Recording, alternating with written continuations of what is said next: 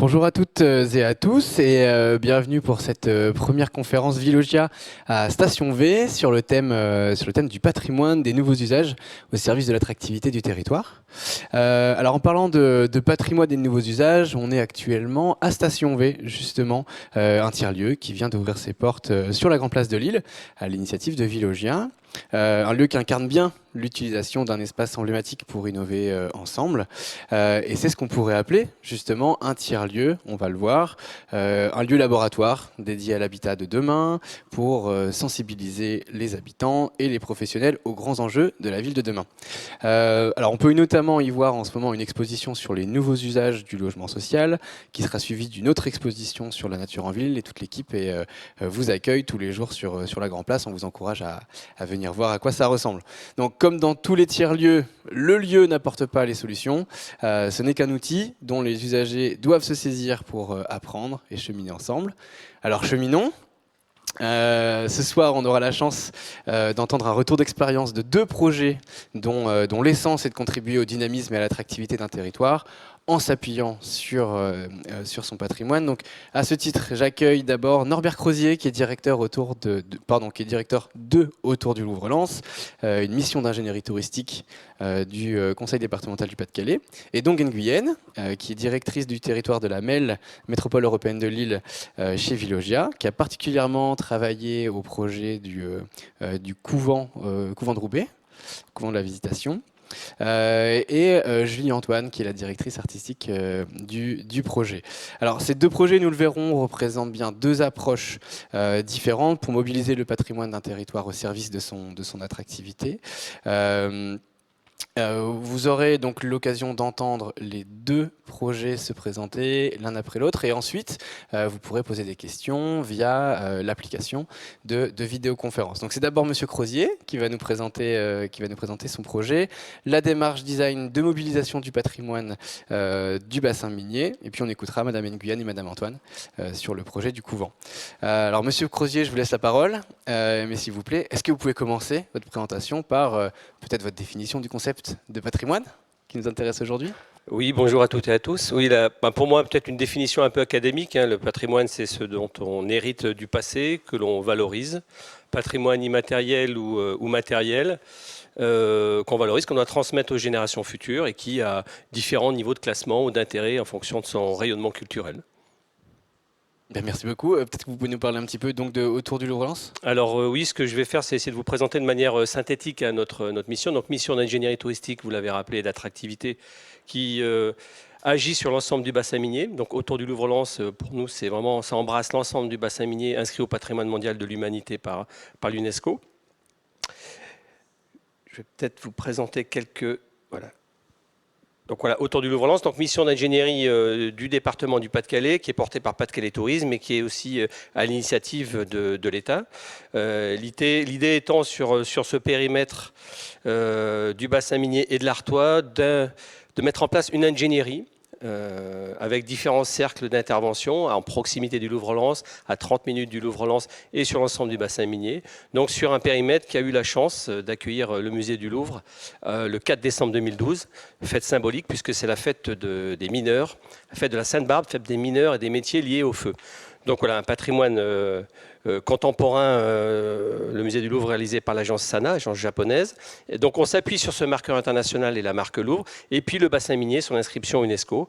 Donc à partir de ces deux étendards, nous allons nous travailler à l'attractivité, à la valorisation de tout un territoire qui n'avait pas forcément cette fonction touristique, puisqu'elle a vécu principalement d'extraction charbonnière pendant 2 siècles et demi. Donc voilà, notre feuille de route, c'est comment participer à une identité commune tout en se démarquant. Donc l'idée, c'est pas faire table rase du passé, mais plutôt de révéler des éléments de modernité, des éléments de valeur, principalement humaines, et puis aussi jouer sur la diversité et toutes les histoires qui composent ce territoire. On parle du Louvre-Lens et de l'UNESCO, de porte-étendards internationaux, mais évidemment, il y a la petite histoire, il y a les histoires humaines diverses et variées, à partir desquelles on va capitaliser. Et c'est vrai qu'à partir de tout ce terreau fertile qu'on retrouve sur ce bassin post-industriel, on a travaillé à l'élaboration d'un concept. On a voulu exprimer une personnalité. Classiquement, marketing territorial, quel est son ADN, quelles sont ses valeurs. Mais là, on a vraiment travaillé avec des sociologues du territoire, avec des gens qui cherchaient un peu les éléments de modernité qui composaient ce territoire pour exprimer une personnalité, créer un récit, tout en valorisant le passé. Donc voilà, des éléments de valeur très importants, les valeurs humaines qui ont été identifiées, qui sont partagées par l'ensemble du bassin minier. Il n'y a pas une unité du bassin minier, parce qu'il y a différentes, on est sur 7 intercommunalités, 2 départements, parfois des histoires et des valeurs humaines différentes en fonction des villes. Mais voilà, fierté, passion, fidélité, labeur, simplicité, spontanéité, authenticité, solidarité. Voilà, ce sont des éléments de valeur qui pour nous correspondent aux tendances sociétales, mais aussi aux tendances de consommation. Donc comment tous ces éléments, on va nous les pousser, les mettre en avant, pour redonner confiance à un territoire qui est en perte de confiance, qui s'ouvre au monde en accueillant le Louvre-Lens, qui s'ouvre au monde en étant inscrit au patrimoine mondial. Donc c'était tout ce travail de fond qu'on a mené, voilà, avec des esthétiques très fortes. On peut même penser déjà à des collections, quand on voit la lampisterie de Leward, voilà, des univers autour des canaux, des univers, voilà, des harmonies dans tous les sens du terme, si je puis dire, voilà, un collectif, une solidarité. Donc tout ce travail iconographique qu'on a pu mener et ces questionnements, ces témoignages nous ont amené, voilà, un socle de valeurs communs sur lesquels on va travailler. L'immigration, une terre d'immigration, donc là à l'écran l'immigration polonaise, comment à partir de toutes ces immigrations, tout ce melting pot, on va travailler à des projets, des services, des récits et mettre en avant tout ce qui les compose. Bien entendu, lorsqu'on parle du bassin minier de Lens, le Stade Bollaert, donc comment on vit des émotions fortes, on parle de fraternité collective, mais ça fait partie d'un parcours visiteur, client, on peut l'appeler comme on veut, mais on sait qu'on peut hybrider à la fois des événements sportifs et des événements culturels. Les 2 grands équipements, Louvre-Lens et Stade Bollaert, sont quasiment en vis-à-vis. L'art déco, très présent, la piscine de Bruay, donc des éléments très très forts sur lesquels voilà, on va mettre en avant soit des plans de communication, soit des visites, en tout cas faire en sorte qu'à la fois les habitants et les touristes puissent découvrir ce patrimoine. Et là, ce sont les offices du tourisme qui ont la charge de cette fonction d'animation de guide. Évidemment, tout ce qui touche aussi à l'immatériel, on parle de matériel, mais d'immatériel, tout ce qui touche au culinaire aussi, toutes les traditions culinaires, bien entendu, la bière, et puis aujourd'hui, un territoire qui se réinvente, alors qui a misé sur la culture pour se réinventer, mais pas que, puisqu'il y a quand même une forte industrie d'automobile sur ce territoire. Voilà, des nouveaux écosystèmes qui poussent sur les terris. Donc voilà, c'est comment la nature reprend ses droits, comment le Louvre-Lens en venant dans le bassin minier vient se réinventer, sort de son château parisien. Donc nous, on va avoir le même principe, faire un tourisme autrement, un Louvre autrement, et avoir une posture vraie, authentique, mais avec beaucoup de modernité dans nos interventions. Voilà, maintenant, des lieux de pratique de sport sur les terris, d'activités de plein air, de sport de plein air. Donc voilà, de nouveaux usages sur des territoires industriels. Et puis voilà, toujours cet aller-retour entre passé et modernité, comment on réinvente la frite, patrimoine iconique, comment la baraque à frites, un point de ralliement humain, va aussi être important pour nous et comment on va mettre en avant des parcours frites sur ce territoire, par exemple. Mais voilà, la colombophilie, un petit clin d'œil, colombophilie, tradition des mineurs. Comment on peut dire que c'est l'ancêtre de Twitter? Donc c'est toujours ce territoire qui a des éléments comme la baraque à frites, qui est de la street food, vraie tendance internationale, qui est ancrée dans ce territoire, tout comme l'hospitalité et l'accueil de ses habitants.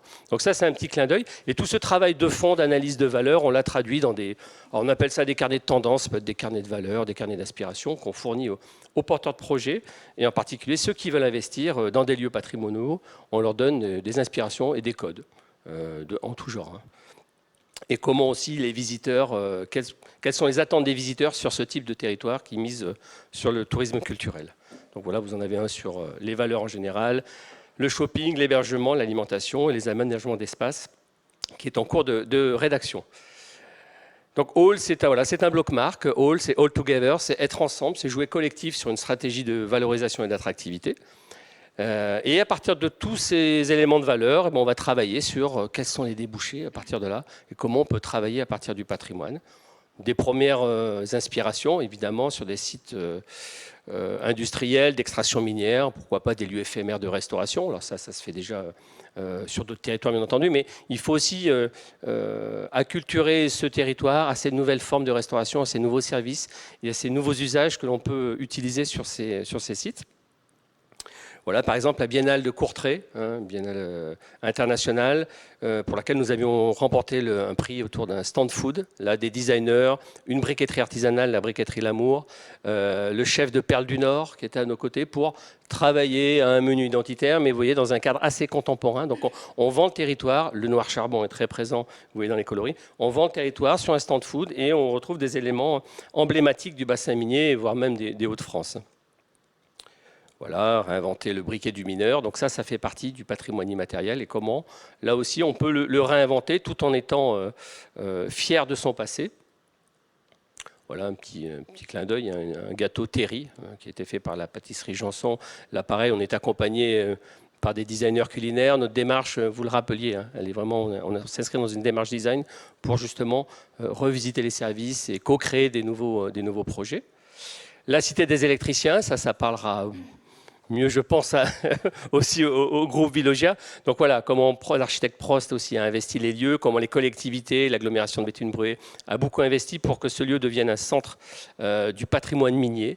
Je vous rappelle que c'est dans cette cité minière, la plus vieille du bassin minier, qui a été tourné un épisode de Bienvenue chez les Ch'tis. Je vous rappelle un épisode un peu où les gens sont un peu déglingués, un peu fous. Mais il n'empêche qu'aujourd'hui, voilà, c'est un des éléments patrimoniaux qui a le plus de retour presse au niveau national et international. Nous sommes intervenus simplement sur les aspects hébergement et restauration. Même chose avec l'appui de designers. Et puis l'île Design qui est à nos côtés sur beaucoup d'opérations pour nous aider à sourcer des designers et à nous accompagner sur le montage de projets. Voilà, très belle cité minière, très bien réhabilitée. L'hôtel en face du Louvre-Lens, donc là c'est une opération sur laquelle nous sommes intervenus directement, sur la programmation, sur le concept. Voilà, comment garder des traces du passé. Donc gros travail du bailleur social Maison et Cité, propriétaire des lieux. Et puis Esprit de France qui a misé et investi, un groupe hôtelier, féru de patrimoine et de culture, qui a investi sur ce lieu. Donc nous, notre rôle, c'était plutôt de déterminer les codes, la programmation de l'hôtel aussi et l'économie hôtelière pour que ce projet réussisse, et c'est une réussite. En face du musée du Louvre. Voilà, bon, des exemples d'aménagement intérieur aussi sur lesquels nous intervenons.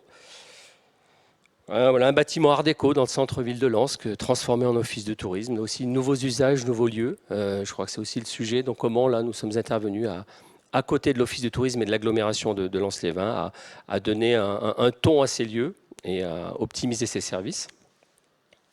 Toujours pareil, on revient à des emblèmes du bassin minier, la lampe de mineur, même chose, comment on peut la réinventer, comment on peut jouer sur ce code et retravailler, créer des objets qui renvoient une image plus contemporaine, plus moderne. On est dans une logique aussi de comment on peut renverser des clichés qui collent à ce territoire. Donc là, l'objet dérivé, l'objet souvenir est un axe aussi de valorisation du patrimoine pour nous.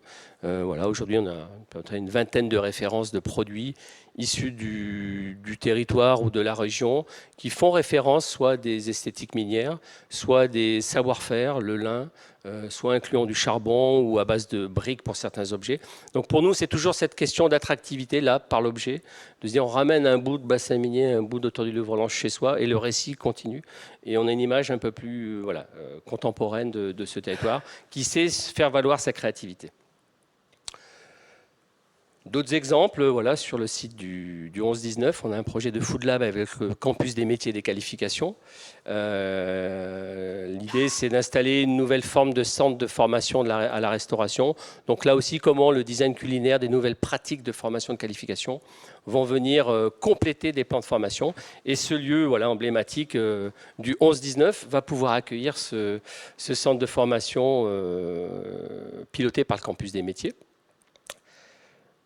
Voilà, donc la démarche créative, elle est inclue dans notre process, dans notre ADN. Donc on réfléchit à des living labs, en tout cas des lieux de démonstration, de prototypage sur l'îlot Parmentier. L'îlot Parmentier qui est l'îlot en face du musée du Louvre-Lens. Là aussi, des discussions entre l'agglomération et le bailleur social Maison Cité. Comment là aussi on peut installer des tiers-lieux Il y en a déjà un certain nombre, mais voilà, toute cette démarche, je vous présente de manière rapide. On va essayer de la condenser et de la mettre en ouverture auprès des touristes, mais aussi des habitants pour co-créer et pour expérimenter des nouveaux services nécessaires à cette destination touristique. Évidemment, donc je parle des habitants, donc pas de destination touristique sans les habitants.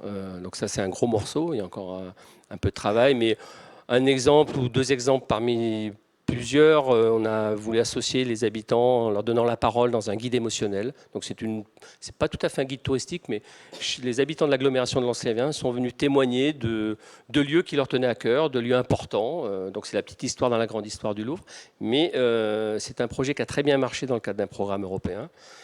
Pareil, accompagné par des photographes et des rédacteurs. Donc voilà, on essaye de faire prendre conscience aux habitants par des projets, petits ou moyens, que ce qui les entoure a une vraie valeur ajoutée et intéresse les gens de l'extérieur. Et sortir aussi d'une forme de modestie. Évidemment, l'univers minier, ça vous emmène voilà, dans des imaginaires assez fabuleux. Donc voilà, on a travaillé beaucoup sur des scénarios d'événementiel, comment l'événementiel aussi permettra d'associer la population à valoriser leur patrimoine. Donc il y a deux exemples, les fêtes de la Sainte-Barbe qui sont pilotées par l'Office de tourisme de Lens-Lévin et l'Aglo, qu'on a pu aussi accompagner. Comment une fête traditionnelle des mineurs, on lui donne des éléments de modernité et on lui redonne des couleurs, si je puis dire. Un autre événement qu'on a pu faire au mois de juin de cette année, autour de la thématique du noir, Huppert Noir. Comment voilà, le noir charbon, le noir peut aussi être source de créativité et comment on peut embarquer beaucoup de professionnels, des métiers de bouche, des hébergeurs, des musées autour de la thématique du noir. C'est une opération qui aurait dû avoir lieu en lien avec l'exposition Soleil Noir du musée du Louvre en 2020. Donc on a décalé malheureusement à cause de la situation que vous connaissez tous. Donc voilà, comment aussi, avec ce sujet-là, on arrive à valoriser le patrimoine d'une certaine manière, à travers des parcours d'expérience, en créant des émotions un peu diffuses, qui vous permettent aussi de découvrir l'ensemble du bassin minier et d'avoir un effet rebond en fonction des thématiques, qu'elles soient culturelles ou culinaires. Voilà, donc voilà, pour conclure sur mon intervention, c'est vrai qu'on mesure, nous on fait beaucoup d'évaluations sur l'impact pas uniquement du Louvre-Lens, mais de toutes les offres culturelles et touristiques qu'on retrouve. Et c'est vrai que la feuille de route qui nous est donnée, c'est d'évaluer l'image. Quelle est l'image avant et après? Est-ce que les clichés tombent? Est-ce qu'on a une belle expérience client? Et c'est vrai que la question de la qualité des visites, de l'expérience culturelle est très très forte sur ce territoire et que l'image bascule avant-après. Donc je pense que tous ces efforts qui ont été faits aussi par les collectivités et les pouvoirs publics sur l'ensemble des sites d'extraction, sur les grands sites miniers où vous avez une thématique culturelle qui est identifiée, que ce soit le spectacle vivant, la musique actuelle, l'image ou la visite patrimoniale, fait qu'aujourd'hui, ces différentes visites, plus toutes les offres, évidemment le Louvre-Lens en tête de gondole, si je puis dire, ou en étendard, font que l'image bascule, le bouche à oreille marche très bien. Donc c'est une vraie, on va dire, locomotive en termes de changement d'image à l'échelle des Hauts-de-France, parce que ça... C'est pas uniquement le bassin minier qui est impacté, mais c'est vraiment la région. Voilà, donc on mesure les expériences avant, après. Voilà, évidemment, on connaît tous les clichés. Est-ce qu'ils perdurent après cette découverte du bassin minier? Donc voilà, on sait qu'on a un visitorat qui vient de plus en plus loin. On sait qu'aujourd'hui, le patrimoine, après une visite du Louvre-Lens, le patrimoine est un deuxième enjeu de visite. Donc les gens veulent découvrir les alentours après ce prétexte de venir voir un grand musée comme le Louvre. Donc, et les retours qu'on peut avoir sont plutôt très bons. Les dépenses moyennes, évidemment, on les analyse aussi, elles sont plutôt performantes par rapport à d'autres destinations post-industrielles, puisque notre rôle aussi, c'est de se comparer. À l'échelle européenne, on se compare au Havre, on se compare à Hambourg, on se compare à Manchester, voilà, des villes qui ont misé sur la culture pour se régénérer ou se réinventer. Donc c'est important pour nous d'avoir ces indicateurs, à la fois pour des investisseurs qui viendraient prendre pied dans des lieux patrimoniaux de tout ordre. Et puis la question de l'image. On mesure aussi beaucoup, on met des oreilles sur le web social. Je peux témoigner que du coup, souvent les chiffres que l'on donne, on s'intéresse aux chiffres, mais on s'intéresse plus aux commentaires qui sont sur les réseaux sociaux. Donc c'est assez intéressant de voir, nous, on travaille sur tout le réseau social, on fait remonter tous les commentaires, on passe tout ça au tamis. Et ces résultats de commentaires a souvent plus d'impact qu'un chiffre. Donc c'est intéressant de voir aussi le changement de posture par rapport aux analyses quantitatives et statistiques que l'on peut faire sur ces territoires. Voilà, donc cette destination on est dans une logique de création de destination culturelle où le patrimoine a toute sa place, où l'UNESCO a toute sa place. Destination de court séjour culturel événementiel. Bien entendu, lorsqu'on allonge le séjour, on s'intéresse évidemment à la métropole lilloise, à la Côte d'Opale, voire à la Belgique. On sait que les gens passent par ce secteur-là. Notre objectif, c'est qu'ils puissent passer une nuit à 2 nuits, mais qu'ils puissent rester au moins une semaine dans les Hauts-de-France et dans le Pas-de-Calais, bien entendu. Donc on est dans une stratégie de développement touristique à l'échelle nationale. On a signé un contrat de rayonnement touristique avec l'État en 2015. Avant le Covid, la France devait passer à 100 millions de visiteurs. C'est toujours l'objectif, mais je n'ai pas la date. En tout cas, pour atteindre cet objectif, le gouvernement français a besoin de soutenir les gros poids lourds du tourisme, les Alpes, les grandes villes, le Mont-Saint-Michel, enfin tous les grands spots touristiques français, et a besoin de trouver d'autres destinations, de faire émerger de nouvelles destinations. Donc nous sommes dans ce cas de figure où, voilà, pour rentrer dans le catalogue France, et pour atteindre ces 100 millions de visiteurs, la France a besoin de faire émerger de nouvelles destinations. Et pour cela, voilà, nous mettons des moyens d'ingénierie pour accompagner les porteurs de projets, qu'ils soient publics et privés. Aujourd'hui, c'est à peu près 100 projets qui ont été accompagnés depuis notre arrivée fin 2010. Dans tout domaine, donc l'accompagnement de l'hôtel en face du Louvre-Lens, d'un office du tourisme, d'un service, d'un restaurateur, d'une charte graphique, d'un plan marketing, d'une coopération. Enfin, voilà, un peu tous azimuts où on travaille en fait sur l'ensemble du parcours client qu'on a pu identifier sur le bassin minier. Bien entendu, l'évaluation, les paniers moyens et les provenances, avec une spécificité pour ce territoire, sur des clientèles lointaines.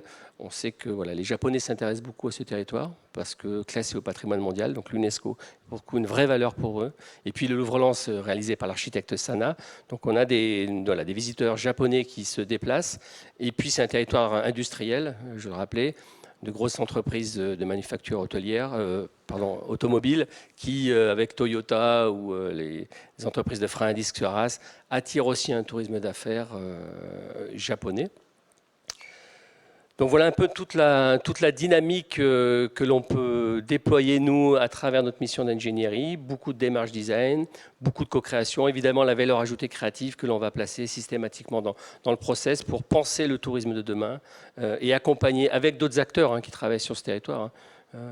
Les urbanistes, les architectes, les économistes, les collectivités, être ensemble pour changer le regard et amener ce territoire vers le XXIe siècle. Merci monsieur Crozier. Alors le petit-fils de mineur que je suis a plein de questions pour vous, mais on va d'abord se recentrer sur le territoire de Lamel et passer à la deuxième présentation. Et puis les auditeurs sur l'application peuvent d'ores et déjà poser des questions. On est en train de les recevoir pour les transmettre ensuite. Alors vous avez parlé du Racing Club de Lens. J'espère que ça n'aura pas offusqué les supporters du LOSC qui ne manqueront pas de nous suivre après le derby de ce week-end. On pense à eux. Madame Nguyen et Madame Antoine, donc vous êtes toutes les deux, Madame Nguyen, vous travaillez pour Vilogia, Madame Antoine, vous avez rejoint le projet du couvent de la Visitation pour l'animation, la direction artistique. Je vous laisse la parole donc pour nous expliquer un petit peu les origines de ce projet et puis en savoir un petit peu plus surtout sur ce qui s'est passé cet été et jusqu'à ce matin ou hier, je crois qu'il y avait pas mal d'activités sur le lieu. On a hâte. Donc voilà, et je vais commencer comme Monsieur Crozier, peut-être pour avoir votre définition personnelle de ce qu'est le patrimoine pour se mettre en jambes. Alors moi, je n'ai pas de définition du patrimoine. Je suis navrée, c'est pas ma spécialité. Ma spécialité, c'est de loger les familles de salariés modestes. Donc chacun son job. Norbert maîtrise cette définition, moi non. Je suis directrice du territoire de Lamel pour Vilogia. Ça veut dire loger une quarantaine de milliers de familles sur tout le territoire de Lamel. C'est une vraie fierté. Et si on zoome sur Roubaix, puisqu'on va parler du couvent de la Visitation qui est boulevard de Strasbourg, juste derrière le canal de Roubaix. Finalement, chacun peut se demander ce que Villogia va faire sur un patrimoine comme ça, qui est depuis quelques années laissé à l'abandon. Si je parle de l'histoire du couvent de la Visitation, le couvent de la Visitation, il a eu une vie bien avant nous. Il existe depuis le 19e siècle, à peu près. Exactement. Et les sœurs de la Visitation ont eu la chance et le plaisir d'investir ce lieu et d'y habiter sereinement pendant une centaine d'années. Ça, c'était la première vie du couvent de la Visitation. Le couvent a eu ensuite une deuxième vie vers la fin des années 70, le début des années 80, où il a accueilli une cinquantaine de familles éligibles au logement social. À l'époque, on disait le HLM. C'est pas très chic, mais c'est quand même comme ça qu'on l'appelle encore. Et donc, il a bien rendu service, et pendant une trentaine d'années, le couvent de la Visitation a pu vivre et revivre et donner une suite à cette centaine d'années occupée par les sœurs de la Visitation. Et puis, à partir de 2010, finalement, plus rien. Plus rien, parce que le couvent, au-delà du fait que c'est un lieu magnifique, que la pierre est belle et que quand on visite, il y a une âme, il ne correspondait plus aux normes actuelles. Donc il a fallu le vider, et pendant une dizaine d'années, il ne s'est plus rien passé. Alors il s'est passé des choses, du squat, des histoires plus ou moins sordides, mais en tout cas, il a été un peu dépouillé, sans perdre jamais son âme. Quand Villogia a racheté ce bâtiment, je me suis dit, mais qu'est-ce qu'on va en faire? Je vous l'ai dit tout à l'heure, mon job, c'est pas le patrimoine, c'est les êtres humains. Et en fait, comme il y en a plus dans plein de têtes que dans la mienne, nous avons décidé de lancer un appel à manifestation d'intérêt, et soyons ambitieux, international, en se disant peut-être qu'on aura 3 réponses. Et en fait, j'ai été la première surprise, parce que moi, je crois en Roubaix, je crois en son attractivité, je suis roubaisienne. Et avec la ville de Roubaix, on s'est dit, on risque rien à être audacieux. On a lancé cet appel à manifestation d'intérêt, et on a eu 200 téléchargements de dossiers.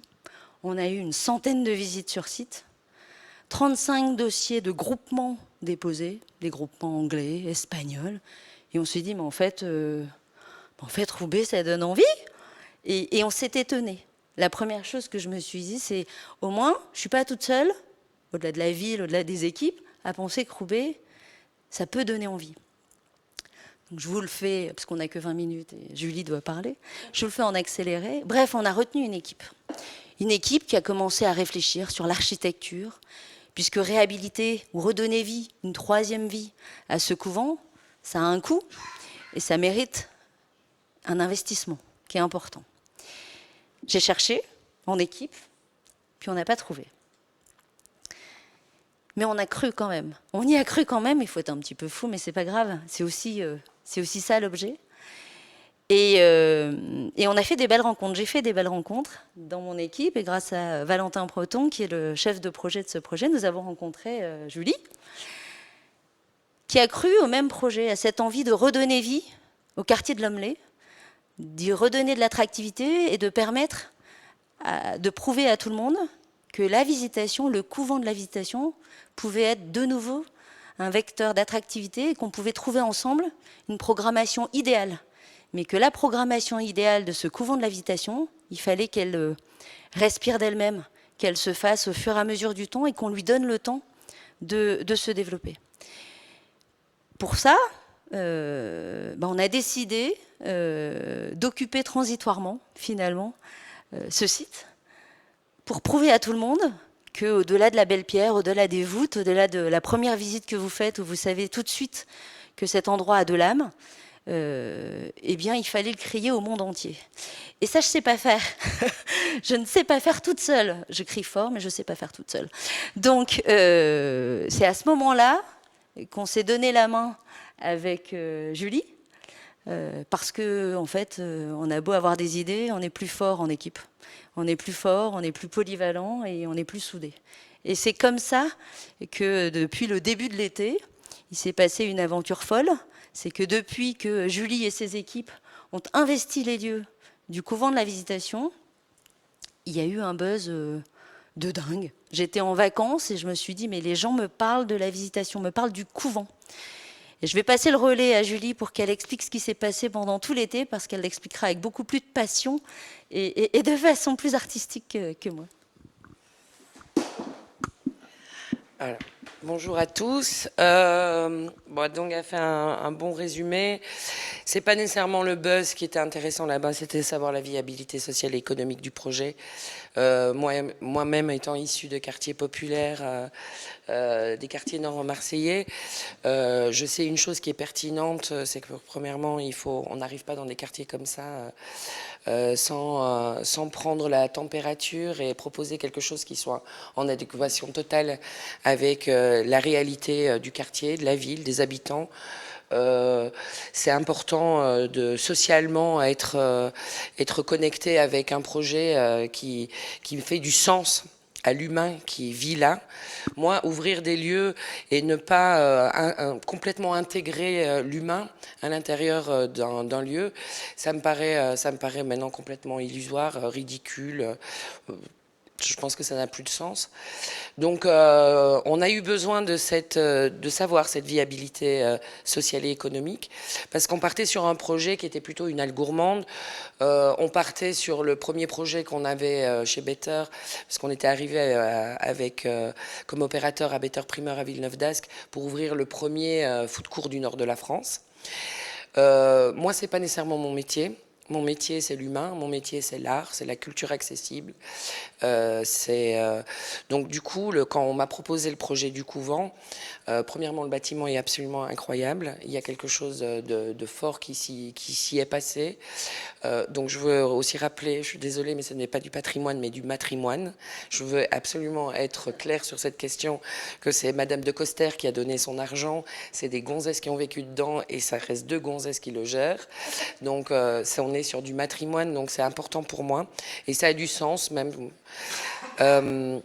Donc moi j'ai un peu tapé à toutes les portes. C'est vrai que la mairie de Roubaix a été excessivement présente dans les premiers temps pour me soutenir, m'ouvrir certaines portes et certaines connaissances. J'ai fait la rencontre de Jean-Christophe Levasseur, qui est le président de la Condition publique.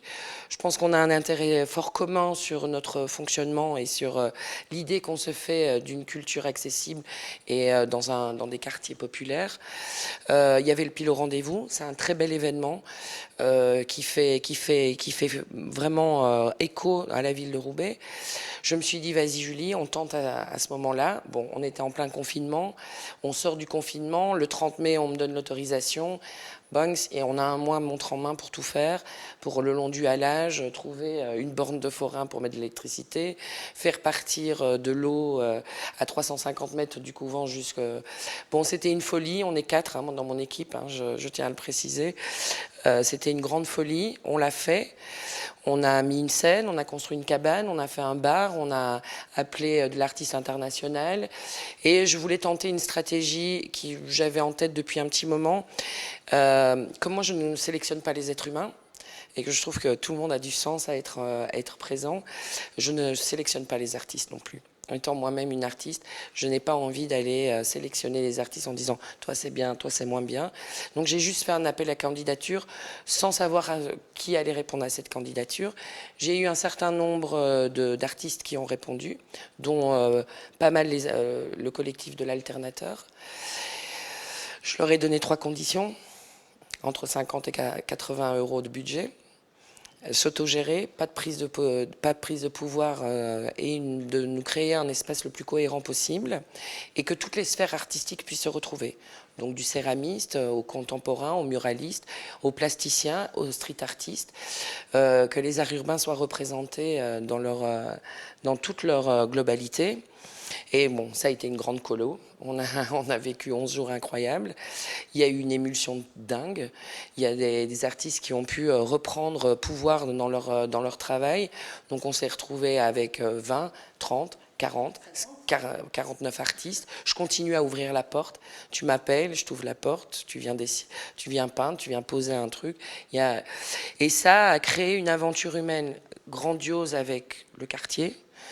On a eu des moments qui sont humainement beaux parce qu'on avait toutes les souches sociales qui étaient présentes sur le même terrain, sans Bon, moi, j'ai vécu quelque chose qui était au-delà de ce que je pouvais espérer à travers cette première pierre.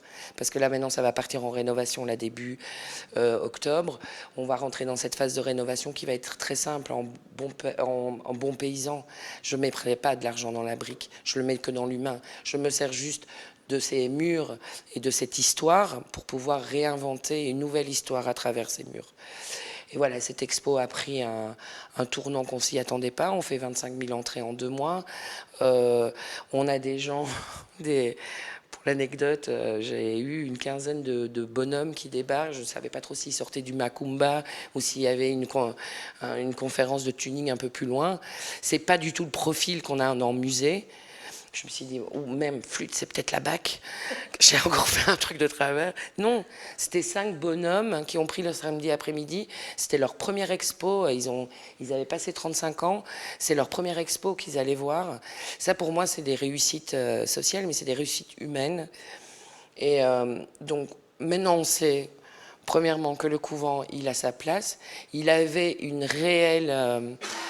y a un réel besoin. Et il y a dans ce quartier de Lomelay de revoir venir vivre, manger, boire, parce que c'est notre credo, c'est boire, vivre, manger. On est sur les fondamentaux, on est sur l'essentiel. Et derrière ça, on fait un travail de réinsertion, de résilience.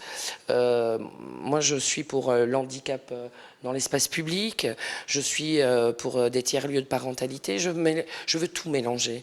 Je trouve qu'il n'y a aucune frontière et je trouve que Norbert l'explique et le travail, moi je suis un peu, j'ai été bouche ouverte toute votre présentation, l'énergie qui est donnée dans ces Hauts-de-France qui sont sublimes. On est sur une région qui a un potentiel qui n'est pas du tout exploité suffisamment. Il y a encore un gros travail. Roubaix, c'est une ville de challenge, c'est une ville innovante, c'est une ville où il y a cette histoire qui est forte. Et de cette histoire, on en tire plein de choses et on en a tiré plein de choses pour le couvent, en fait. Et le projet, il s'écrit tout autour de cette histoire, de ce patrimoine, de ce passé, de cette immigration qui fait la France. Je tiens à le rappeler aussi que c'est les Hauts-de-France, les mines, c'est les immigrés qui ont fait que ça a vécu. Je tiens à ce devoir de mémoire, je tiens au devoir de mémoire de ces femmes visitandines qui ont vendu le couvent dans l'espoir que ça reste un lieu d'accueil et de refuge. Je tiendrai cette promesse. Parce que je tiens toujours mes promesses. Et je tiendrai cette promesse parce que je désire, c'est mon désir profond en tant que directrice artistique, au-delà de faire de belles choses, c'est de faire des choses qui ont un impact réel sur notre vie au quotidien. Il faut que les lieux qui soient repris du patrimoine servent aux citoyens et créent un client actif. Et c'est le pari qu'on s'est donné avec Vilogia. Vilogia part dans une folie avec moi, mais me suit. On est capable d'innovation et on va le prouver. On l'a prouvé là sur 2 mois de temps. Je suis dans la réjouissance totale de voir ce bâtiment enfin avoir des toilettes. Bientôt, ça va être le cas. On va pouvoir enfin vivre. Et bon, c'est tout l'espoir qu'on a. Et voilà, bon, on l'a fait, on le fait et on le fera encore. Non ? Si. Ouais. Si, et j'ajouterais qu'effectivement, c'est un premier pari. Le pari de se dire que sur ce rez-de-chaussée autour du cloître, on arrive à donner envie aux habitants qui viennent de Lomelay, de l'Epeul, des Trois-Ponts, de Lille, de Waterloo, mais aussi de Lyon. On a vu des gens venir de partout.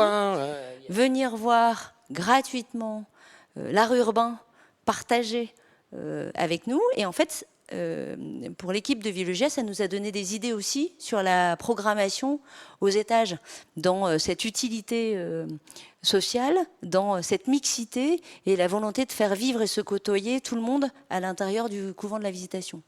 Et ça, c'est grâce à la réussite de ces 3 mois écoulés qu'on arrive à construire, par la richesse des échanges, une nouvelle vie à ce couvent. Évidemment, le projet a beaucoup évolué. On part normalement sur des petits pop-up de street food, un bar, quelque chose qui est peut-être un peu gentrifié. Bon, on laisse tout tomber, parce que de toute façon, Le c'est mot pas... est prononcé. C'est le gros mot, mais tant pis, je l'ai dit. Et non, ici, on va avoir une cantine que le gars du RSA, l'étudiant et le cadre se retrouvent autour de la même table, entre 5 balles et 8 balles le plat. Ça paraît normal aussi de consommer moins cher. Vilogia, son but aussi, c'est de créer du logement pour un ouvrier moyen, enfin un cadre moyen. J'aimerais bien que ce cadre moyen puisse avoir la chance de pouvoir participer activement à la vie du couvent. C'est sûr qu'avec des burgers à 18 € on ne peut pas. Roubaix, c'est pas la réalité.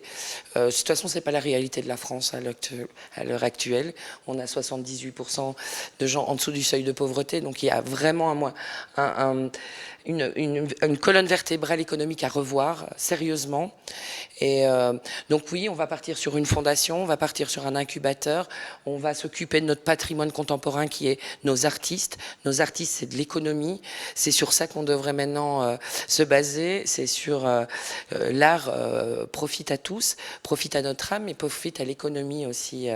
Je prône une économie solidaire, je pense que ça a du sens auprès du logement, d'avoir aussi des poumons.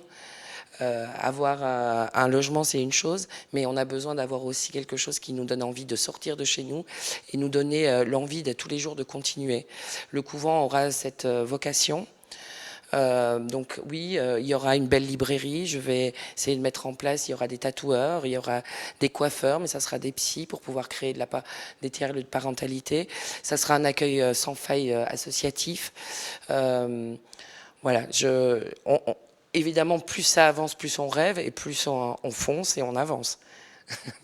Alors, pour qu'on comprenne bien les prochaines étapes alors du couvent. Alors aujourd'hui, alors pour ceux qui ont loupé la visite temporaire, eh ben tant pis. Il y aura des photos, des images, plein d'artistes qui se sont exprimés, et donc des photographies seront un petit peu partout. Le couvent a fermé ses portes dimanche soir à l'issue de la journée des patrimoines. Aujourd'hui, on va démarrer l'étape des travaux pour quand même sécuriser ce site qui est quand même abîmé. Donc on part pour au moins 6 à 8 mois de travaux. On est sur... L'idée, c'est vraiment de transformer ce rez-de-chaussée. Et puis, si on arrive à valider ensemble, en équipe, une programmation qui fait sens, parce que au-delà d'un modèle économique ou un modèle financier, hein, parce que c'est aussi le nerf de la guerre, ce qu'on souhaite pour ce site, c'est qu'il y ait un modèle qui contribue à un modèle de mixité, un modèle finalement social et sociétal qui permet de donner au couvent de la Visitation une nouvelle vie et une contribution qui va bien au-delà des 4 murs du couvent de la Visitation. Bien, merci à tous les trois pour vos présentations. Et on va prendre les questions qui se sont posées pendant que vous parliez, mais peut-être déjà pour rebondir sur vos présentations, vous avez tous les trois beaucoup placé l'humain au cœur de votre propos. Comment on fait pour mobiliser concrètement? On sait que dans le monde des tiers-lieux, c'est un des sujets les plus importants, de faire en sorte que le lieu, l'espace soit vraiment appartiennent vraiment aux usagers qui s'en servent, qui se l'approprient, qui y viennent, qui apportent leurs usages et sans trop les prévoir. Mais concrètement, comment on fait pour engager les gens autour du couvent ou les gens du bassin minier dans une démarche comme ça qui doit servir à valoriser le territoire pour son attractivité? Enfin, comment vous avez fait? Peut-être. Moi, par exemple, simplement, je vais prendre l'exemple de la sécurité. Je suis allé chercher les gars du quartier. Je pense que c'est avec le quartier qu'il faut travailler. Quand on est dans un espace défini, un territoire défini, c'est avec le territoire qu'il faut travailler. Et donc, dans un quartier populaire, il y a des familles qui vivent là depuis longtemps, qui sont fortes de leur expérience, de l'endroit où ils vivent. Je crois que c'est déjà vers eux qu'il faut aller. Moi, je le fais à l'ancienne. Je vais taper aux portes. J'ouvre la porte. Je vis dans le quartier. Je ne suis pas une directrice qui vient juste faire son taf. Je vis dans le quartier. Tous les jours, j'ai mes enfants qui traînent là, je laisse la porte du couvent régulièrement ouverte, ça veut dire qu'il y a du passage tout le temps, et il y a aussi maintenant tout le travail des coms, des réseaux sociaux qui aident pas mal, mais par exemple sur l'expo, c'est le bouche à oreille. Et donc j'entendais aussi que le bouche à oreille avait fait son travail. Chez nous, c'est le bouche à oreille, c'est les gamins dans la cour d'école qui se sont passés les infos, les ados qui repassaient l'info à leurs parents. C'est comme ça que ça marche, je crois. On n'a pas beaucoup évolué en fait. Ce qu'on aime, moi, ce que je pense, c'est pas moi qui l'ai créé, c'est une maison du peuple. À partir du moment où tu ouvres une maison du peuple et tu ouvres ta porte, les gens y viennent. Je pense, non? Enfin, moi, les gens y viennent. Je suis content. Je peux pas dire. Sur ce coup-là, les gens y viennent. J'ai eu plus de mal, par exemple, à Betteur, à Villeneuve d'Ascq, vu que c'était dans une zone industrielle. J'ai eu plus de mal à faire venir le monde par là. Mais là, on est en plein centre-ville, il y a Après, du monde. on va se le dire, il y a aussi une forme d'alignement des planètes. C'est un travail d'équipe. Ouais. Il y a des locomotives, il y a ceux qui y croient, qui ont envie d'y croire. On s'est donné la main pour s'encourager, pour être présents les uns pour les autres. Et effectivement, on a vécu le lieu. On a vécu le lieu, on y a cru depuis le départ et on n'a jamais abandonné. Parce qu'en fait, là aujourd'hui, on est sur notre petit nuage, mais on passe par des cycles d'eau et des bas. Et la vérité, c'est que sur un patrimoine comme ça, qui mérite et qui vit depuis longtemps, il mérite que nous prenions le temps de le refaire vivre d'une autre façon.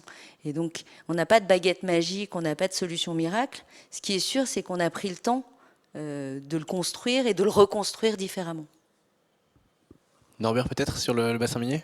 Oui, mais pour nous, c'est aussi une combinaison en fait, de plusieurs actions. Je pense que déjà un musée comme le Louvre joue son rôle de médiateur culturel dans les quartiers. Donc l'interaction entre les quartiers et les populations des cités minières et le musée du Louvre, c'est déjà assez important et ça permet du coup qu'on parle classiquement d'inclusion, mais c'est déjà une locomotive formidable pour faire participer l'habitant ou cultiver l'habitant, en tout cas le mettre dans une posture de découverte de nouveaux univers culturels. Je pense que c'est la question de la fête, de l'hospitalité. C'est le sujet. En plus, c'est un territoire et une région très hospitalière qui aime faire la fête, comme beaucoup d'autres. Mais je crois que là-dessus, on est tous d'accord. Ça passe par là. Et puis après, peut-être faire des habitants des ambassadeurs. Je crois qu'il faut vraiment rendre l'habitant responsable de l'action qui est menée dans les lieux. C'est pour ça que je vais souvent chercher aussi dans mes employés qui vont fonctionner les gens qui habitent pas très loin. Enfin, j'investis chaque voisin d'une mission.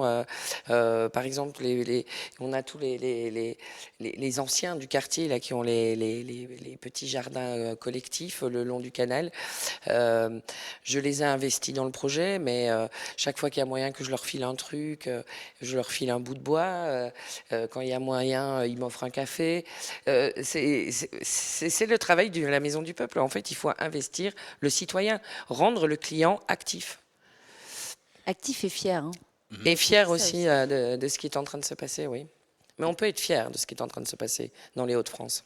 Et donc les gens viennent, les gens participent. Est-ce qu'ils s'approprient aussi le projet et est-ce que ça a pu générer parfois, je sais pas, des frictions, est-ce que ou à minima des étonnements, des petits écarts par rapport à là où le projet était censé aller? Est-ce qu'on est prêt à justement, est-ce que le projet chemine à un autre endroit, vers un autre endroit que celui qu'on avait prévu, en laissant un peu plus de pouvoir aux usagers? En fait, la chance qu'on a sur ce projet, c'est que quand on est devenu propriétaire du projet, j'avais pas de feuille de route. Et c'est une vraie opportunité. C'est une vraie opportunité de co-construire et de se laisser le droit finalement à oser, à expérimenter, à se tromper, à se relever.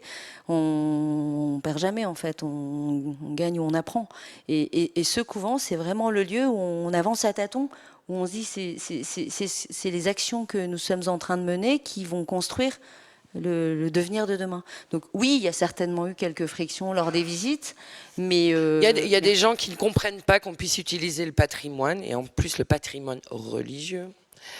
Alors il y a encore toujours cette grosse question de... bon, j'ai été traité de dépôt de Satan par 2 ou 3 personnes parce que j'avais osé toucher à cette architecture. Et voilà. Bon, ça c'est tout un travail à faire. C'est pas très grave. Il faut laisser pisser, comme vous dites. Il faut laisser aller le bazar. Il faut se focaliser sur ce qui est bon. Il y aura toujours des mécontents. Il y aura toujours des gens qui ne trouveront pas.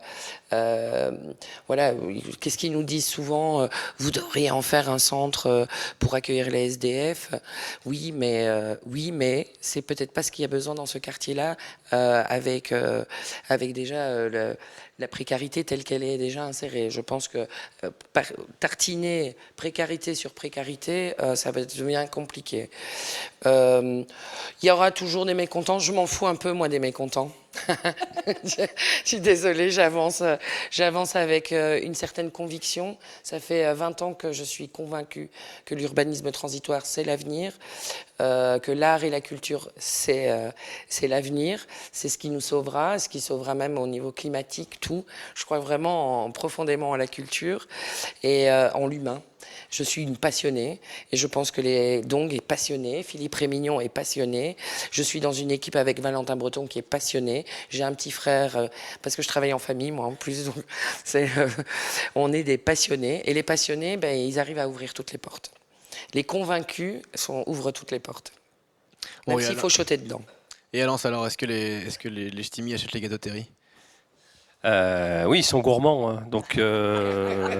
Donc oui, il n'y a pas de problème là-dessus. Non, oui, la question du scepticisme par rapport aux investissements sur du patrimoine, on l'a vu, nous, quand on mesurait, alors il y a une dizaine d'années, le Louvre-Lens, quand on pouvait questionner les habitants, il y avait une vraie fierté pour le coup, d'accueillir le plus grand musée du monde et en même temps de dire c'est pas pour nous.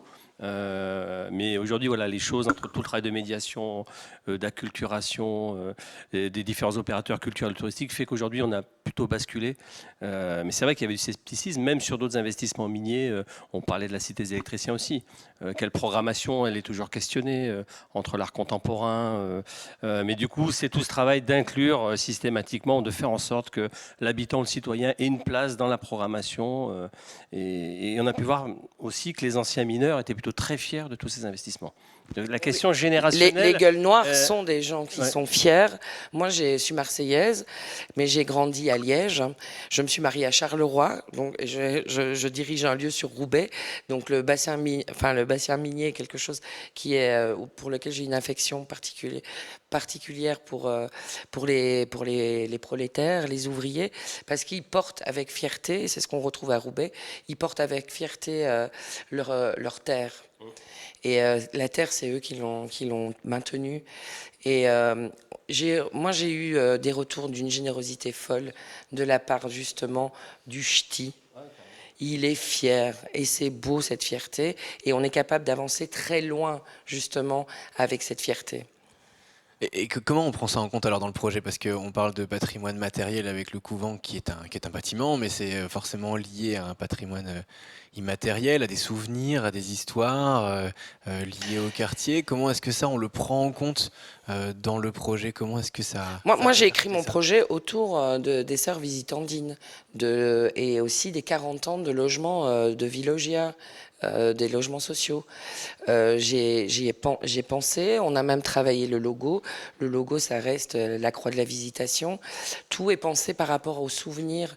Les artistes qui sont passés à travers cette expo ont fait un très beau travail de mémoire, justement, sur ces sœurs. C'est justement les artistes qui vont faire un très beau travail de mémoire. C'est récolté, c'est cultivé. Nous, on va faire avec une artiste nébuleuse des vitraux, avec toutes des petites diapos, avec justement tous ces immigrés qui sont arrivés pour travailler dans les mines. Il faut le cultiver à travers des expositions, à travers des catalogues, comme on va créer là avec Villogia, avec de l'atelier. Il faut tout le temps le mettre au milieu, au centre du fonctionnement d'un lieu. On s'en fout du mur, on s'en fout des murs. Ce qui compte, c'est ce qui a été vécu et ce qu'on doit vivre à l'intérieur. Bah, très bien. Et alors, on a pas mal de questions en ligne beaucoup de questions nous sont posées sur la place des acteurs publics dans ce contexte, qui sont très souvent partie prenante des projets d'envergure sur les territoires. Alors, la mission de Norbert dépend du conseil départemental du Pas-de-Calais, mais il y a beaucoup d'allers-retours, j'imagine, avec les artisans, les entrepreneurs du territoire. Donc, et j'imagine qu'à Roubaix, la mairie et la MEL sont partie prenante. Alors comment est-ce qu'on travaille ensemble public, privé? Est-ce qu'il y a des formes juridiques qui sont préférables à d'autres? Est-ce qu'il y a des choses à retenir si on voulait dupliquer ça ailleurs? Norbert, peut-être pour commencer? Oui, c'est vrai que nous, notre mission, elle est née du contrat de plan État-région, donc État, département du Pas-de-Calais. Donc voilà, c'est vraiment l'investissement public qui a misé sur de l'ingénierie. Et comme le rappelait donc, la question de l'expérimentation, de la co-création, d'avoir une feuille de route pas forcément balisée, mais avec des grands objectifs généraux, fait quoi? Il y a une prise de risque du coup de la puissance publique de mettre de l'ingénierie de développement sur ce territoire. Après, oui, on travaille, nous, avec des partenaires privés. On a une forme de souplesse, d'agilité pour faire de la co-création ou de l'accompagnement du secteur privé ou du secteur public. Ça peut se traduire, par exemple, par des projets de coopératives. On travaille sur une SIC autour des objets et des produits que vous avez pu voir. Très brièvement. Coopérative d'intérêt collectif. Coopérative d'intérêt collectif, l'économie sociale et solidaire, c'est un sujet aussi qui colle, on va dire, en termes de valeur à ce territoire. Donc là, pour le coup, on pourra associer artisans, distributeurs, boutiques à la force publique d'un département qui peut, dernièrement, rentrer au capital de certaines sociétés coopératives. Donc ça, c'est un exemple concret de coopération, mais c'est bien la puissance publique au départ qui a amorcé l'accompagnement généralisé et l'ingénierie. À Roubaix? Alors, à Roubaix, le couvent appartient à Vilogia. Donc, évidemment, quand j'ai commencé à lancer cet appel à manifestation intérêt, la ville a toujours été présente. On a travaillé aussi avec Lille Design sur le projet. C'était à l'époque où Lille était capitale mondiale du design. Donc, on a vraiment essayé de co-construire et d'imaginer ce site différemment. Depuis que le projet est en occupation transitoire, la ville nous accompagne. On travaille avec l'Office du tourisme, évidemment. La MEL est venue voir aussi ce que nous faisions là. Il n'y a pas très longtemps, la ministre Emmanuelle Wargon est venue aussi pour contribuer et pour nous dire à quel point le renouveau de l'endroit, le dynamisme devait être fort et qu'elle viendrait vivre, boire et manger au couvent de la Visitation.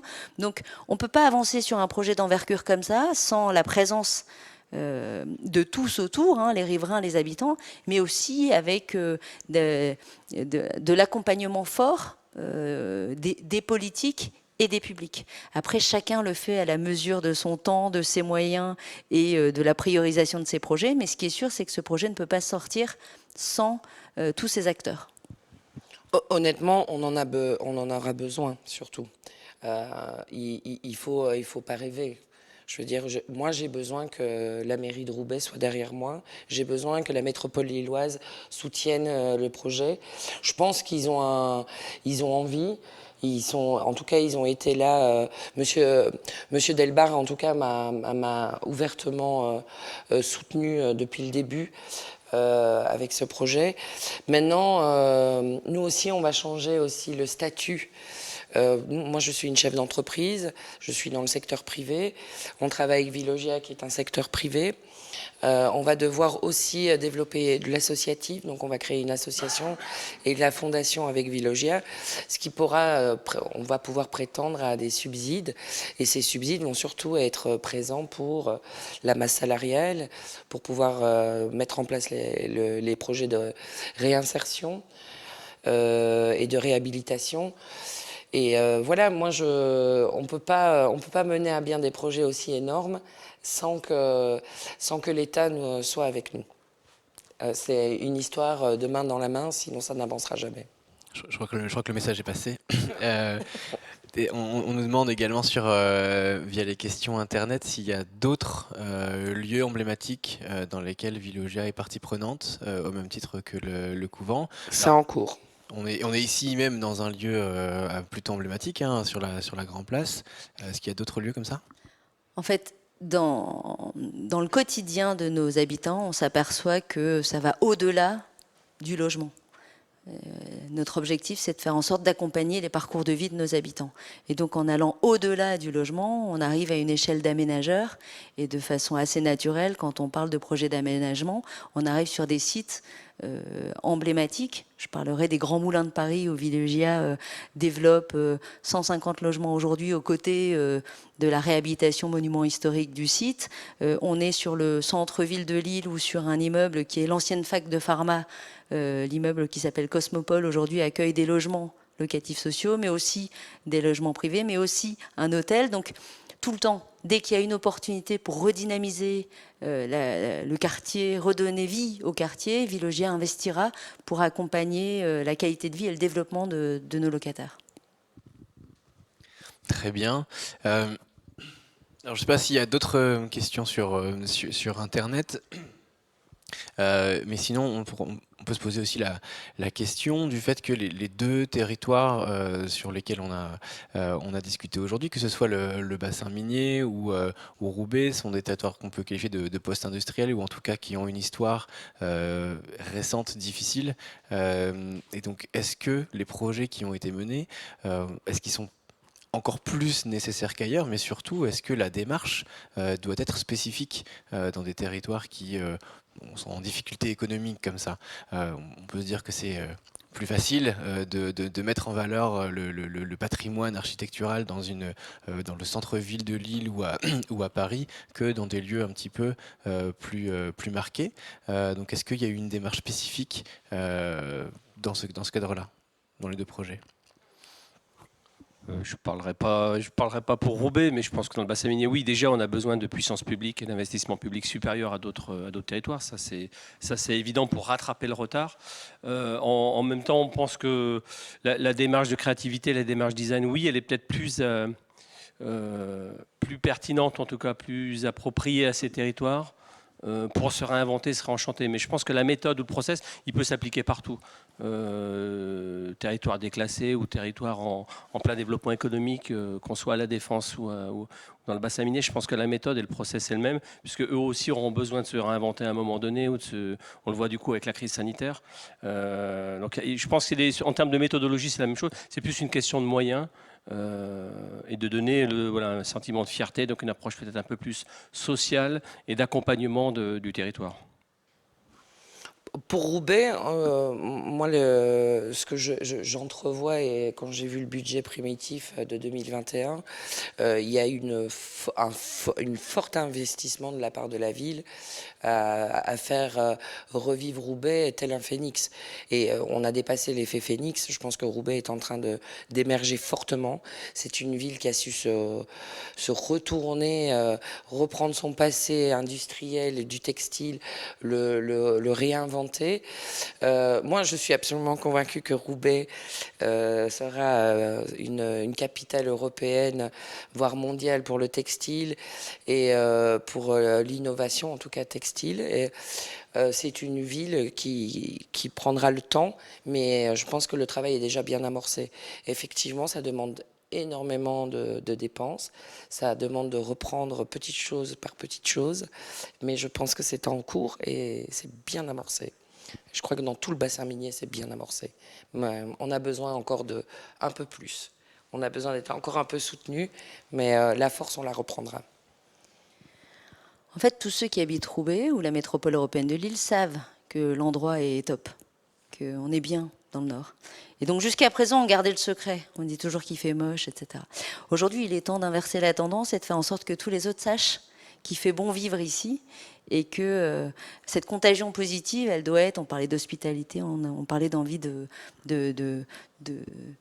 collaborer ensemble. Mais finalement, sur la métropole européenne des Lilles, on le sent quand on y est. Et il faut que les investisseurs, que les touristes viennent pour découvrir toute la magie et toute l'âme de ce territoire.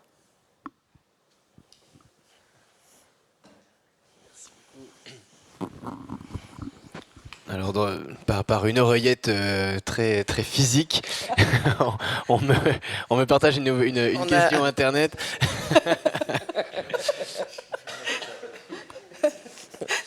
Est-ce que vous êtes inspiré d'autres territoires pour mener votre travail? Parce que forcément, il a fallu s'inspirer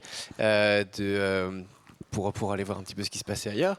Alors, est-ce qu'il y a des projets qui ont guidé la démarche? Peut-être Norbert. Oui, évidemment, quand on fait un peu de benchmark, on regarde ce qui se passe. On a regardé ce qui se passe ailleurs. Alors, au niveau national, oui, le bassin stéphanois à Saint-Étienne est un exemple en termes de se réinventer par la culture, de faire des investissements publics par la culture. Cité du design, musée d'art moderne, site Le Corbusier. Donc voilà, miser aussi sur l'architecture contemporaine pour redynamiser un territoire. Donc ça, c'est un des modèles qui nous a inspirés. Le Havre, bien entendu, hein, qui est aussi comment un patrimoine contemporain, un patrimoine du XXe siècle aussi, permet de redynamiser, inscrit au patrimoine mondial, participe à l'attractivité du territoire. Donc le Havre aussi est un bon modèle pour nous. On en a d'autres. On a Nantes, qui est aussi en termes d'événementiel, le voyage à Nantes, des sujets qui nous interpellent, parce que nous, on parle beaucoup aussi d'itinérance sur un territoire qui fait un peu plus de 100 km de long. Donc comment on fait du rebond, comment on donne sens du coup à un parcours sur ce... Et comment on écrit un récit qui parle à des visiteurs. Donc voilà un peu les exemples. Après, on parle souvent d'autres territoires comme Liverpool et la Tate ou Bilbao, mais ça, c'est des comparatifs un peu plus lointains pour nous. On n'est pas sur les mêmes configurations urbaines, sur les mêmes budgets. Et puis quand on veut nous comparer à Bilbao et ce fameux effet Bilbao, il n'a pas lieu d'être puisque le Guggenheim est arrivé après des gros aménagements urbains sur la capitale basque, alors que nous, voilà, c'est le musée du Louvre-Lens qui enclenche, si je puis dire, un gros programme de renouvellement urbain et de développement économique. Donc voilà un peu plutôt nos trois premiers exemples sur lesquels on s'est inspiré. J'ai eu la chance d'aller il y a quelques années à Hong Kong et en fait c'est très français de penser que peut-être cette problématique-là elle n'existait pas ailleurs et finalement elle existe aussi en Asie et très clairement à Hong Kong il y a un site comme ça magnifique en carré aussi où ils ont installé au rez-de-chaussée des artistes puis au premier étage des artistes. Donc au rez-de-chaussée, les artistes étaient débutants et donc ne payent pas de loyer.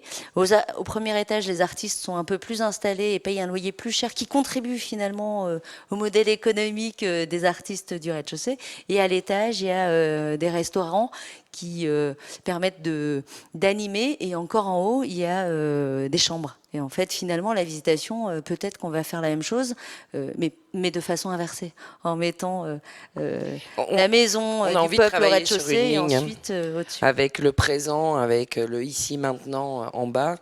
C'est vrai qu'à l'étage, on aimerait avoir ces appartements qui peuvent être des logements d'appel, d'urgence, qui pourraient être passés autant de l'accueil de l'éco-business qu'à des jeunes entre 16 et 25 ans qui sont en problématique de logement, avec des ateliers d'artistes, une galerie d'art, avec une art school, donc avec l'idée de prendre les dernières années des écoles supérieures en art et de pouvoir aussi avec les artistes créer de la masterclass. Et c'est vrai que l'étage trouvait une forme de logement résidentiel avec, moi j'ai une envie profonde de faire un studio d'enregistrement analogique, comme il y en a à New York ou à Bruxelles, pour recréer aussi et dynamiser. Et donc les musiciens qui enregistrent, pouvoir descendre l'étage d'en bas, faire leur pochette de disques, travailler tout le digital, et puis descendre, faire leur showcase dans les salles de concert qu'il y aura au couvent, et manger, boire, vivre, et d'avoir quelque chose, une belle pomme qui est complète. Moi, je m'inspire énormément, parce que j'ai travaillé très longtemps sur les zones allemandes, et particulièrement du Nord, avec la Belgique. Je m'inspire beaucoup d'eux, parce qu'ils ont beaucoup à nous apprendre sur leur capacité à innover, mais à être ensemble et faire les choses avec une grande simplicité. Je prône l'alternative. Pour moi, l'alternative, c'est l'alternative de 2021 et voilà, donc sur un autre fonctionnement. Je pense que sur ça, ils me suivent bien. Moi, je m'inspire vraiment de ces lieux qui ont été créés par des artistes et qui sont gérés par des artistes. Vous voulez rebondir, Norbert, non ? Oui, non, par rapport à ma voisine qui est d'origine marseillaise, c'est vrai qu'aussi Marseille, le MUSEM nous a aussi inspiré. Alors là, pareil, pas les mêmes configurations urbaines, mais il n'empêche que deux entrées ou de l'immigration, le tandem nord-sud nous intéresse beaucoup, la question du football, la question de la culture, la question de l'immigration. Donc il y a des sujets sur lesquels on échange beaucoup avec le monde du tourisme à Marseille. Moi, je trouve qu'il y a un lien à faire entre le nord et le sud. Bon, moi, il y a le Paris-Roubaix, mais je rêve de faire le Roubaix-Marseille, quoi. Parce qu'il a du sens. Moi, je suis marseillaise profonde, c'est 5 générations de Marseillais chez moi. Je viens d'une famille de dockers, donc j'ai ça dans le sang. Mais Roubaix a cette énergie forte. Et bon, je ne connais pas encore tout le nord de la France, mais pourquoi pas, je vais commencer à vraiment le découvrir. Mais il y a beaucoup à apprendre aussi de comment Marseille, en étant toujours montrée du doigt comme ville vulgaire, populaire, peu intéressante, comment elle s'est relevée. On voit le travail de Stéphanie Calvino avec Anti-Fashion et les ateliers résilience. On voit des choses émerger incroyables à Marseille. Et il y a il y aurait plus de liens à faire en France. L'entre-soi français est fatigant. J'ai l'impression que les tiers-lieux commencent à bien se lier les uns avec les autres. Peut-être qu'il y a un peu d'espoir là-dedans. Peut-être juste sur la méthode d'intervention. L'occupation transitoire, c'est forcément transitoire, hein. Il y a un début, il y a une fin, faut penser l'après. On a un petit peu parlé. En revanche, est-ce que ça peut être une méthode d'intervention, peut-être, pour un bailleur comme Vilogia, qui pourrait se reproduire? Est-ce que c'était un test? Est-ce que le test est réussi? Comment est-ce que vous envisagez ça? Quand on l'a fait, on ne s'est pas dit que c'était un test et on n'a pas pensé à la reproductibilité du concept. Mais force est de constater que le couvent de la Visitation, avant d'avoir cette occupation transitoire, il était régulièrement visité, régulièrement squatté. Et puis depuis qu'il y a eu Julie et son équipe, avec toute cette inspiration, finalement, il n'y avait plus personne qui venait, à part tous les gens qui avaient envie de venir, voir et découvrir. Donc on se dit que sur les lieux aujourd'hui où on a des projets qui sont en gestation, cette occupation transitoire, elle peut donner des idées et elle peut permettre aussi de sécuriser l'endroit. Donc ça commence à devenir une méthode. En tout cas, on est en train de se l'écrire ensemble pour avancer sur d'autres projets. Donc c'est en marchant qu'on a compris qu'on pourrait en faire quelque chose de cette méthode. Et alors justement, l'occupation transitoire, ça vient un petit peu à la base aussi de la culture des squats et de l'occupation illégale. Moi, j'ai vécu très longtemps en squat. Donc, pendant tout le long de mes études universitaires, j'ai été dans ce fonctionnement libertaire où on réinvestissait des lieux. On ne les détruisait pas. Je sais, Philippe Rémignon va avoir un arrêt cardiaque, tant pis. Je ne lui avais pas dit. On ne lui avait pas encore dit. Mais j'y ai beaucoup appris, en tout cas sur le fonctionnement déjà de la collectivité, du partage de compétences. Et j'ai surtout vu un nombre incalculable de lieux laissés à l'abandon avec un nombre incalculable de gens dans la rue et qui n'avaient pas un rapport décent à leur logement. Ça a du sens de reprendre de l'urbanisme. Ça a du sens de réinvestir l'urbain par l'humain.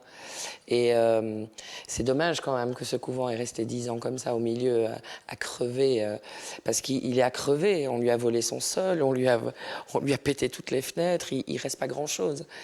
Et alors qu'on aurait pu réfléchir à ça bien avant et ne pas se retrouver avec des trous béants comme ça en plein milieu de quartiers populaires.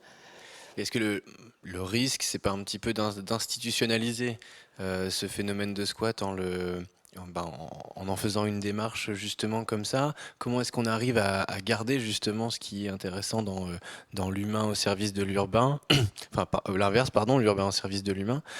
Comment est-ce qu'on arrive à conserver cette âme-là quand on est dans une démarche réfléchie comme ça, là où un squat est plus spontané?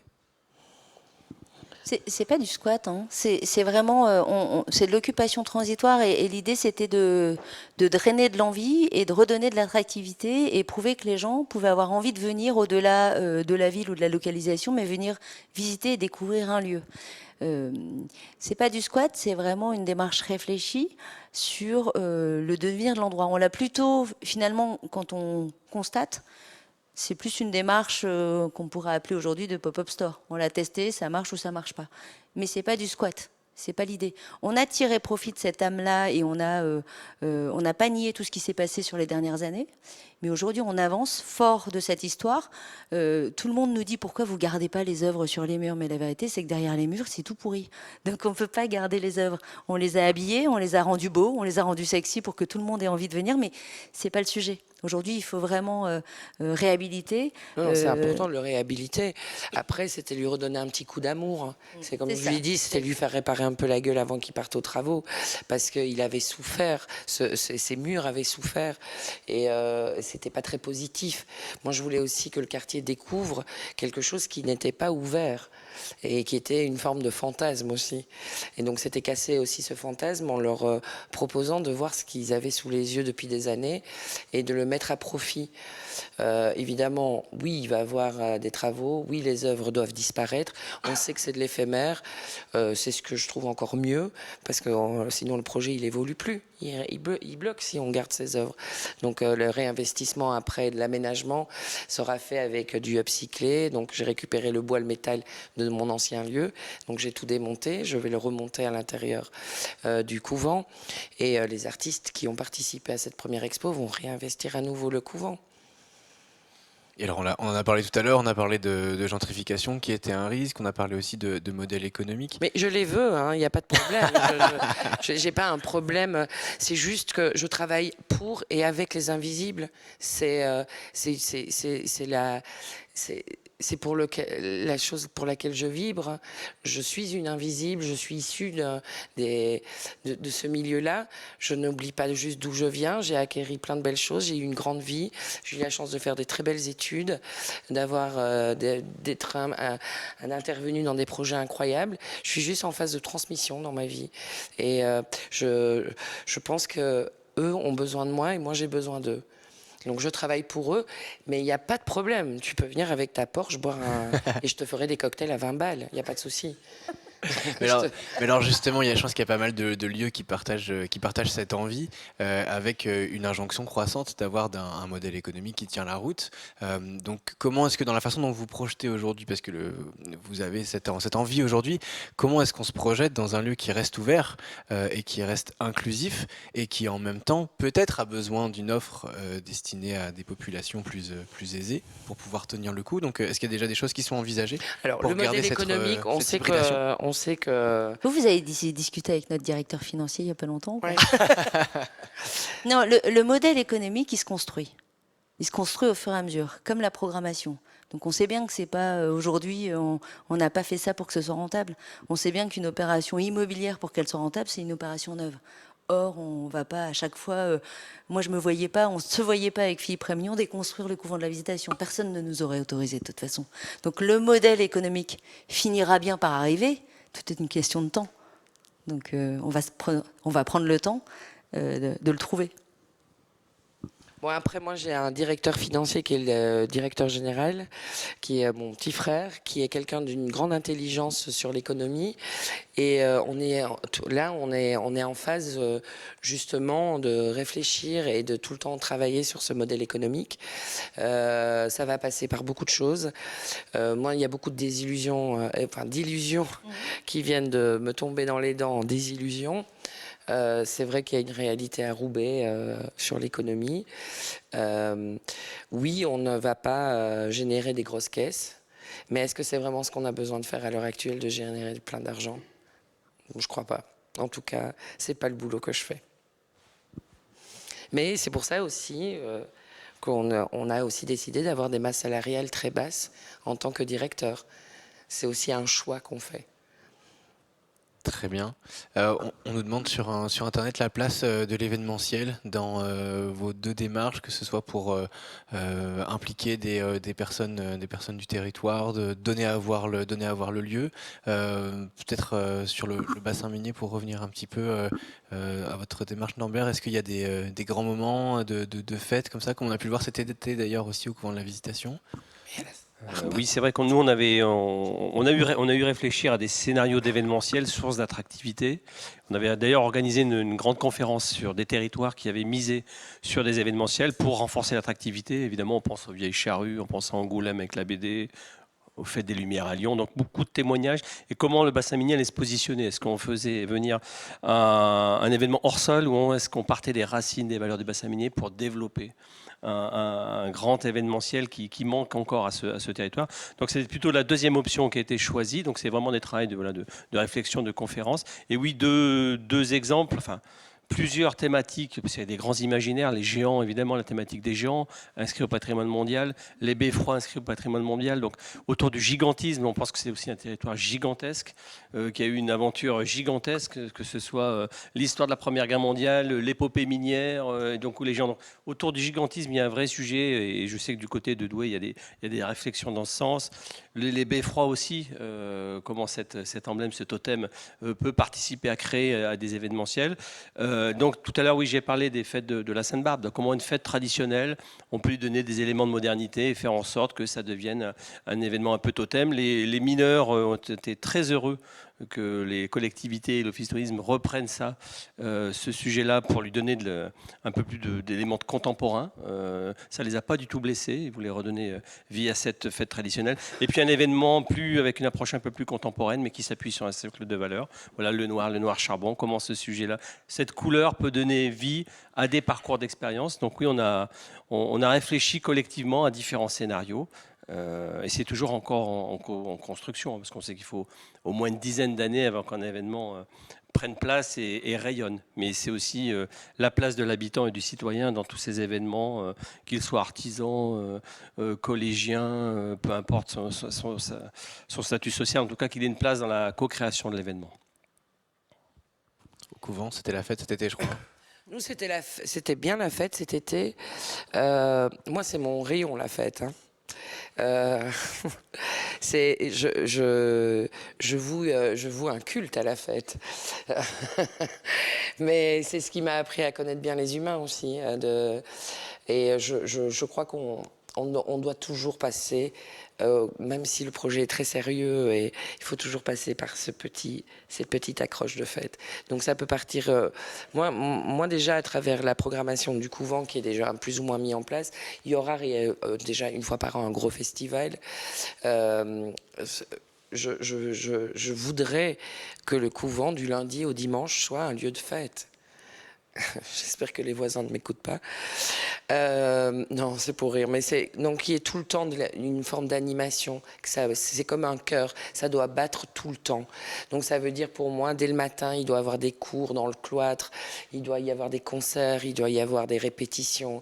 Et on doit entendre des gens chanter. On doit entendre des guitares électriques se brancher.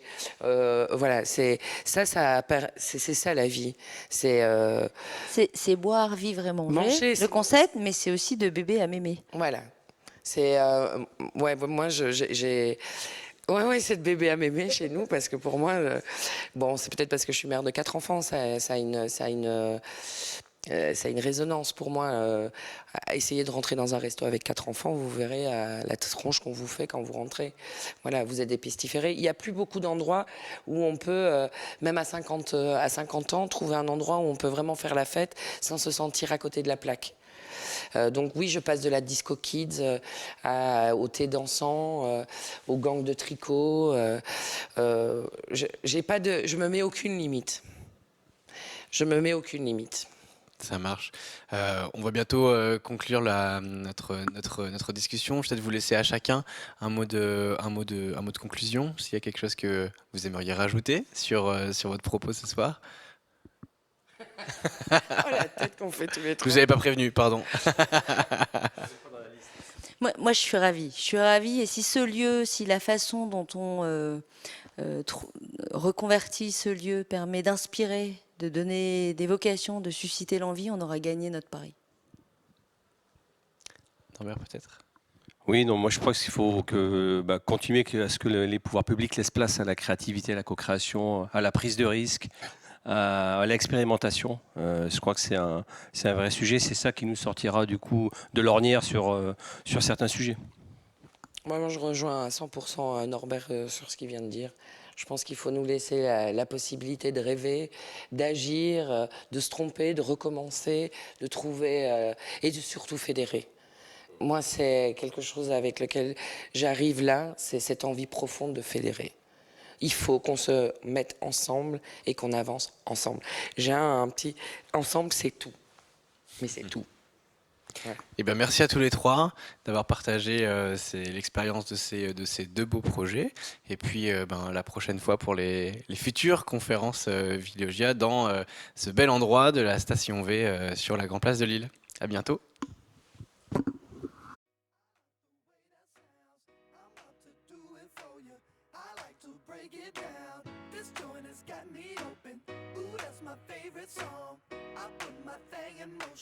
I do it all night long.